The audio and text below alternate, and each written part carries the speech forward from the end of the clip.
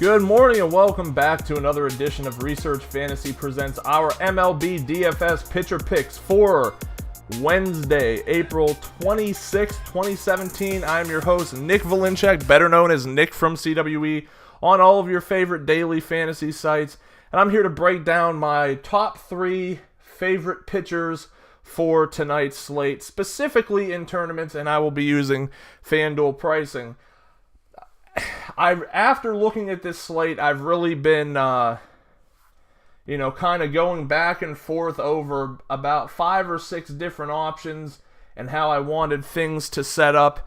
And kind of looking back last night on the Kershaw game, and he pitched a fine game. I mean, it wasn't a poor game or anything like that.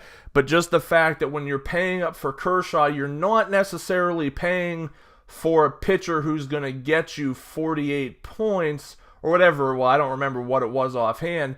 And I understand he goes deep into games, but you're paying for strikeouts. So that's kind of where I'm at a little bit. And we'll get to that when we talk about my high dollar top price player of the game. I think there's a lot of different directions you can go on this slate. You know, just looking through the list, there's 1, 2, 3, 4, 5, 6, 7, 8, 9, 10. There's literally a dozen pitchers, so almost one pitcher per game has my attention on this slate. And I'm sure as the day goes on, I will whittle that down quite a bit, but it makes it very difficult to kind of figure out where I want to get started. I know one guy I really want to talk about is Hector Santiago, 7,500 on FanDuel, visiting the Texas Rangers. Normally, this would be a situation where I'd say, I'm not a believer in Hector Sanchez in a whole as it is. The Texas Rangers have a good lineup. The Texas ballpark is very good for hitters. But then I say to myself, well, why in the hell are the Rangers not scoring any runs if all of those things are consistent? And that's where they've been in this series. And let's not make any mistakes. Like, Minnesota does not have a good pitching staff. If you start looking through what they're bringing to the table, it's not like they're not trotting out a lineup like the Nationals or some of the other teams that have a pretty decent pitching staff here. They're trotting out guys that should get shelled on a regular basis, but it's just not happening. Santiago being a left-handed pitcher, I think makes that lineup a little bit less intimidating. You take guys like Odor, Mazzara, Chu out of the game, and then quite frankly, Jonathan Lucroy, who for years was a guy when a lefty was on the mound, you said, all right, this is the go-to guy at the catcher position, even though he's expensive. He hasn't really been hitting lefties well. So what does that leave you with? Ryan Rua, Carlos Gomez, Mike Napoli? Like, are you scared yet? Like, yeah, one of these guys could pop off for a home run or something like that, but they could also strike out with the best of them. So to me, I mean, and especially on DraftKings, I think Santiago is priced at like 5,500 or something absolutely ridiculous like that. And I'm not sitting here and saying there's not a risk, because I think there absolutely is. But when you're looking at a price like that, considering that Coors just went off for like 20 plus runs last night, and you kind of got to start to think. I know there's better pitching on the mound there tonight, but the stadium's hot right now, folks. I mean, it's been a pretty good stadium, not heat-wise. I'm just saying we're seeing a lot of runs come from Coors. No, we don't have Kershaw on the mound, which makes it really difficult to put in anyone around him from that game.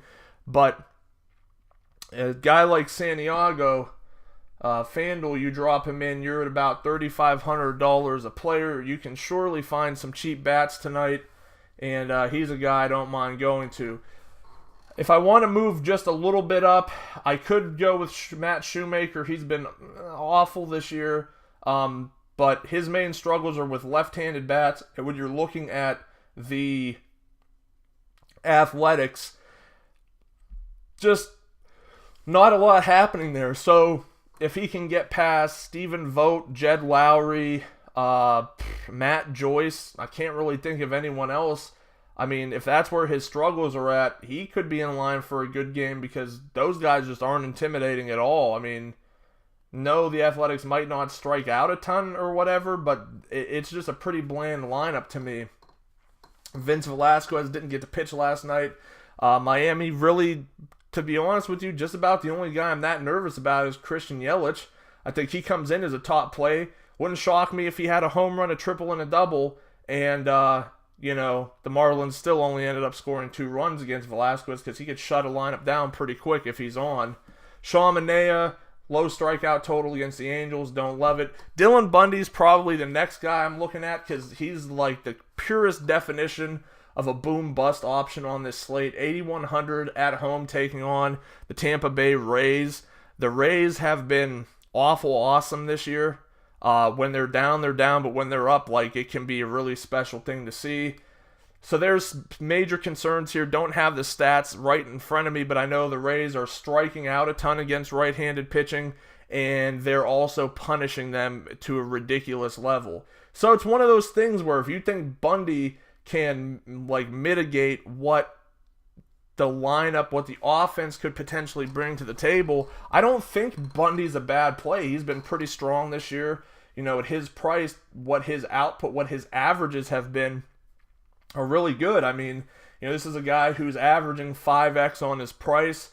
If you've averaged 5x on every position on FanDuel, you're, I think, right around, like 150 fantasy points, and that is typically going to be enough to win you money, at least in your double-ups.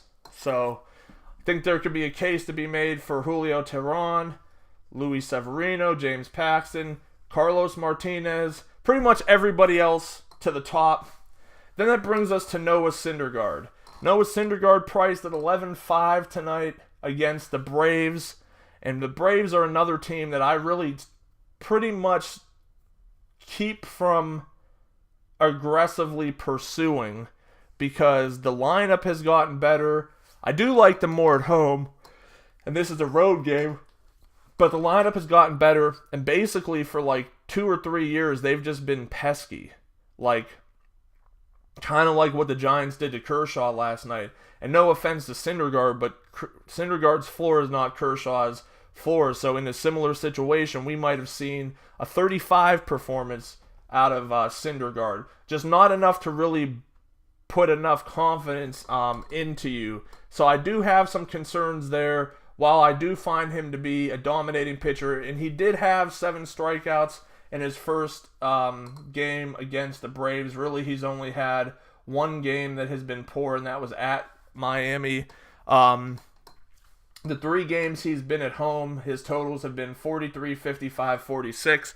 I think if you're looking for that stability of a guy who is most likely to get you over 40 fantasy points and is most likely not to get blown up tonight, I do like the security of Syndergaard, which is why I'm including him here, because this could be a situation where I like 12 pitchers. You could see 10 of these 12 kind of get beat around because baseball is just a sport with a ton of variance in it. And just because something looks good on paper doesn't mean it necessarily translates to success. Also, I mean, I vividly remember, and this is a very isolated situation that didn't occur a ton, but last year, David Price on the mound against the Braves, and I get it, he's a left-hander, so it's a little bit different. But I do remember David Price having a very solid game against the Braves where he struck out like 11 or 12 batters. So, I mean, it's not to say they can't get struck out. So I think Syndergaard is a reasonable option for us tonight. Once again, that'll make our top 3 pitching options in tournaments. Hector Santiago, Dylan Bundy, Noah Syndergaard. Thanks for joining. Make sure to subscribe to our YouTube channel below. Head over to researchfantasy.com. Sign up for our MLB mailing list. Like us on Facebook. Follow us on Twitter at Research and Win. And join us again tomorrow.